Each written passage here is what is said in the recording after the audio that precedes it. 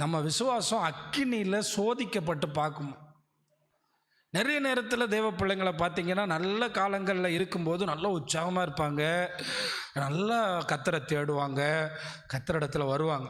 சில காரியங்கள் தாமதமாகும்போது, சில நினைக்க முடியாத பிரச்சனைகள் வரும்போது, சில கடினமான பாதையில் போகும்போது அவங்க விசுவாசம் வளர்ந்து இருக்கணுமே ஒழிய என்ன செய்யக்கூடாது, குறையக்கூடாது. ஆண்டவர் கடுகு விதை அளவுக்கு ஒரு விசுவாசம் இருந்தால் என்ன செய்யணும்னு சொன்னார். ஆமாம், என்ன மழையை பார்த்து போச்சோன்னா மழை விழுந்துரும்னு சொன்னார். ஆனால் அதே சீஷர்கள் கடுகு விதையிலே இருக்கணும்னு ஆண்டவர் விரும்பலை. எதிர்காலத்தில் அவங்க ஜெயிலில் போடப்படுவாங்க, அவர்கள் உபத்திரவப்படுவாங்க, ஏன் அவங்க கொலை செய்யக்கூட படுவாங்க. 12 பேரில் ஒரு ஆள் கொலை செய்யப்படும் போது இவர்கள் என்னத்தை காத்துக்கொள்ள வேண்டும்? அதற்குத்தான் இதையெல்லாம் கர்த்தர் பேசுகிறார். நான் இந்த பூமியில் ஆண்டவருடைய 3 வருஷ ஊழியத்திலையும் அவர் ஒவ்வொரு செயலையும் ஒரு காரியத்தோடு தான் செஞ்சார், ஒவ்வொரு பேச்சையும் ஒரு காரியத்தோடு தான் செஞ்சார், ஒவ்வொரு பிரசங்கத்தையும் ஒரு காரியத்தோடு தான் செஞ்சார். நல்லா கவனிங்க, அந்த பிரசங்கம் எதுக்குடா இப்போ பண்ணுறாருங்கிற மாதிரி தோணும், ஆனால் பிற்காலத்தில் அது செயல்பட்டது. அதுதான் உண்மை.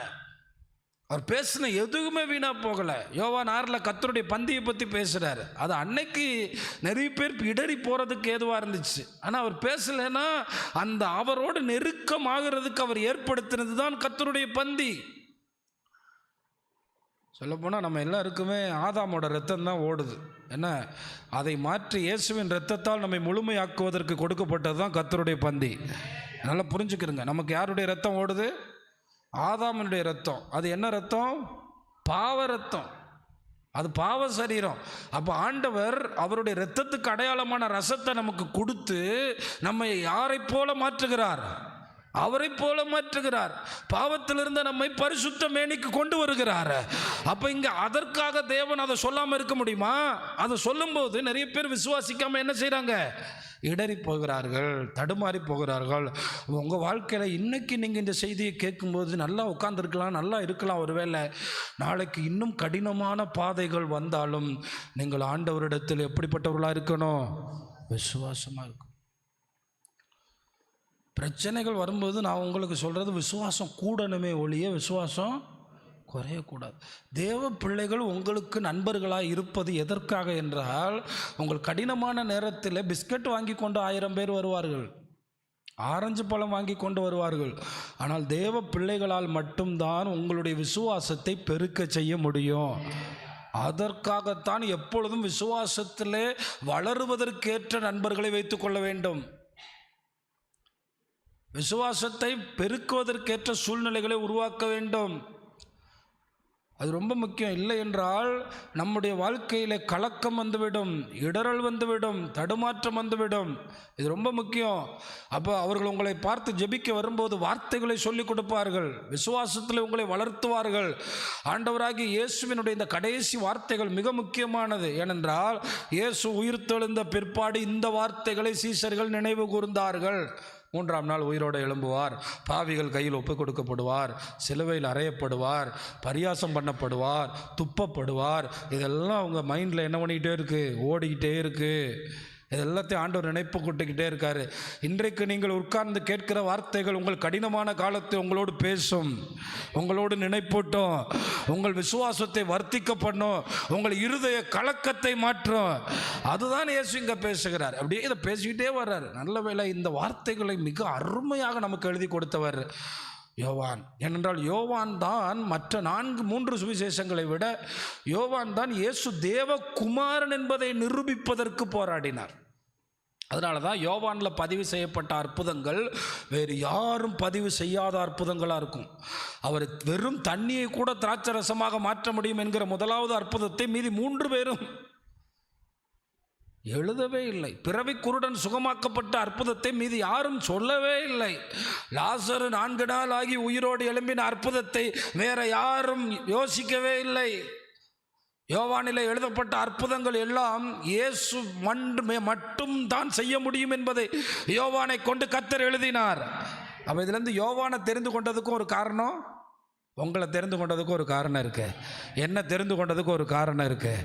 அதனால தான் சொல்கிறேன், இன்றைக்கி காலை வேளையில் சில வேலைகளை சில காரியங்களை மனிதர்கள் செய்யலாம், ஆனால் உங்களை கொண்டு செய்ய வேண்டியதை நீங்கள் செய்யாமல் இருக்கும்போது ஆண்டவர் வருத்தப்படுவார். அது மிக கவனமாக நீங்கள் இருக்க வேண்டும், மிக கவனமாக இருக்க வேண்டும். ஆண்டவர் என்ன சொன்னார்? அந்த விசுவாசத்தை காத்துக்கொள்வதற்கு கண்ணை கூட நீ என்ன பண்ணிவிடு, இழந்து விடு. சில நேரம் கை கூட இழக்கப்பட வேண்டிய சூழ்நிலை இருந்தாலும் நீ எதை இழக்காதே, நீ ஒத்த கையனா வந்துரு. ஏன்னா பரலோகத்தில் ஒத்த கண்ணு ஒத்த கை ஒத்த கால்லாம் இல்லை, எல்லாரும் தேவனை போல இருப்போம். உங்களுக்கு புரியுதா நான் சொல்கிறது? பரலோகத்தில் என்ன கிடையாது, ஒத்த கண்ணு ஒத்த கை ஒத்த கால், ஊனமுற்றவர்கள், கண் தெரியாதவர்கள், குருடர்கள், சப்பானியர்கள் என்றே இல்லை. எல்லாரும் தேவனைப் போல் இருப்போம், எல்லாரும் தேவனுக்கு ஒப்பாக இருப்போம், எல்லாரும் தேவ சாயலை அடைவோம் என்று கர்த்தருடைய வார்த்தை சொல்றதுனால இந்த பூமியில இந்த விசுவாசத்தை காத்து கொள்றதுக்காக சிலர் அதுதான் நான் பார்க்கிறேன், நம்ம பிள்ளைங்க ஏதோ கடமைக்கு வருகிறார்கள். அவர்களுக்குள்ள விசுவாசம் வர வேண்டும். யோவகாஸ் என்று ஒருவன் இருந்தான். அவன் ராஜாவாவதற்கே வாய்ப்பில்லாதவனாக இருந்தான். அத்தாலியால் எல்லாரையும் கொல்லும்போது, அவன் பேர் யோவாஸ், எல்லாரையும் கொல்லும்போது அவனை கிருபையாய் எடுத்து காப்பாற்றின அந்த ஆசாரியன் பேர் என்ன? யோய்தா. நல்ல கவனிங்க, இந்த யோவாஸ் அந்த யோய்தாவுக்காகத்தான் கடவுளை பின்பற்றினான். யோய்தா சுபாச ஜபருக்குன்னா வருவான், யோய்தா சொல்லுவான், ஆலயத்தை கட்டணும்னா கட்டுவான், ஆலயத்தை செப்படணும்னா சொல்லுவான். அவனா தானா எதுவுமே செய்யலை. நடந்தது என்ன தெரியுமா? யோய்தா செத்து போன பிறகு யோவாஸ் பின்வாங்கி போனான். இன்றைய சபை நல்லா தெரிஞ்சுக்கிறணும். நீங்கள் சில நேரம் ஆஸ்பத்திரியில் இருக்க வேண்டியது வரலாம், சில நேரம் தனிமையில் இருக்க வேண்டியது வரலாம், சில நேரம் உறவுகளால் தள்ளப்பட வேண்டியது வரலாம். நீங்கள் யோவாஸ் போல் இருந்து விடக்கூடாது. நீங்கள் இயேசுவைப் போல, சீஷர்களைப் போல விசுவாசத்தை காத்து கொள்ள வேண்டும். அதுதான் ரொம்ப முக்கியம். கடைசியில் பாருங்களேன், தான் உயிர் பிழைப்பதற்கு காரணம் அத்தாலியால் கொலை பண்ணி கொன்று போட்டாள். என் பையன் உயிரோடு இல்லாத போது இனி யாரும் உயிரோடு இருக்கக்கூடாது என்று சொல்லி மொத்த ராஜ வம்சத்தை அழிச்சு போட்டா. அப்போ அவ கத்தி அவளுடைய பட்டயத்திலிருந்து அவனை காப்பாற்றினது யோய்தா. ஆனால் யோய்தாவுக்காக நடிச்சான். இன்னைக்கு நிறைய பேர் நடிக்கிறாங்க விசுவாசிகள் போல.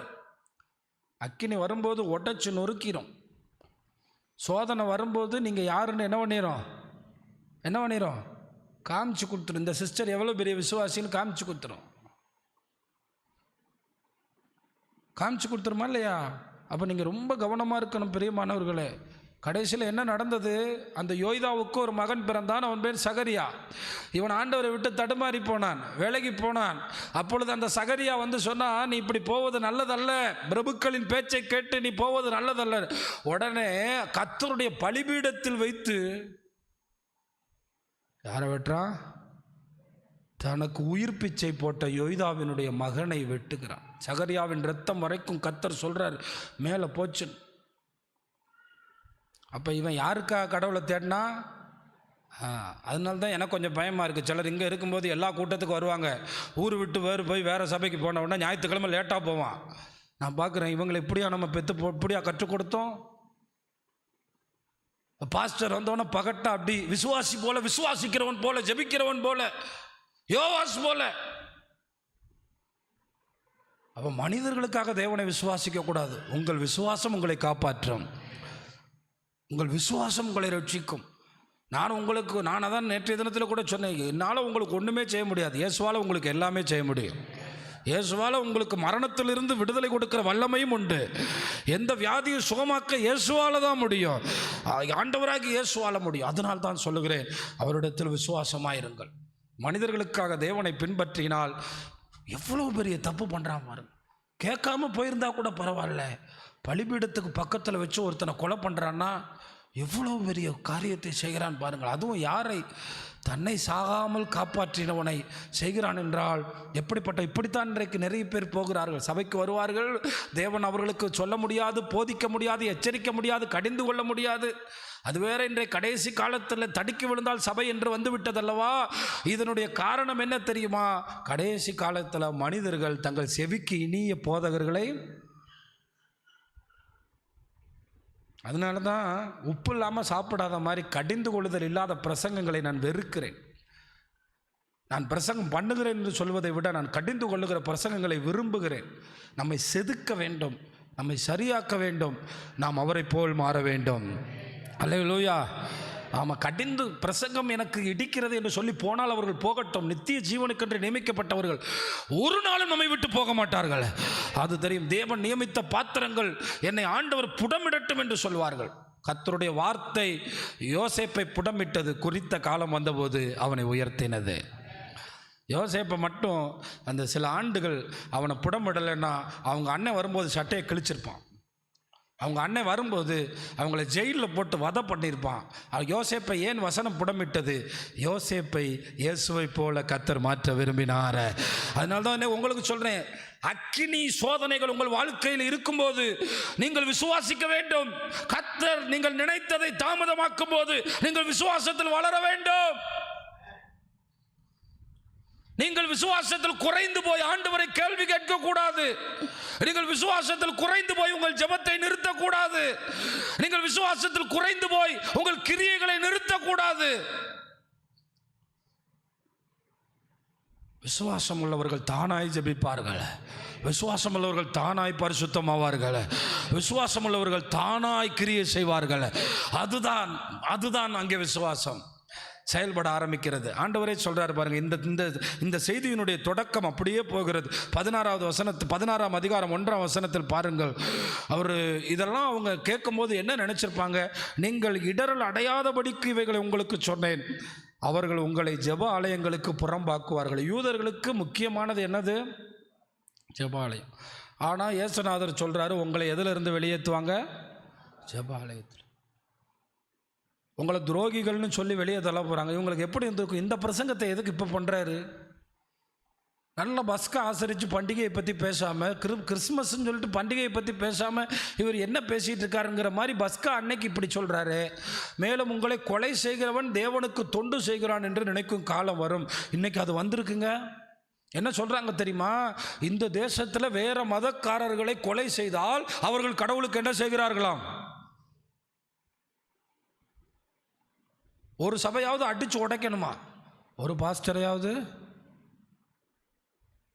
தெரியுமா உங்களுக்கு?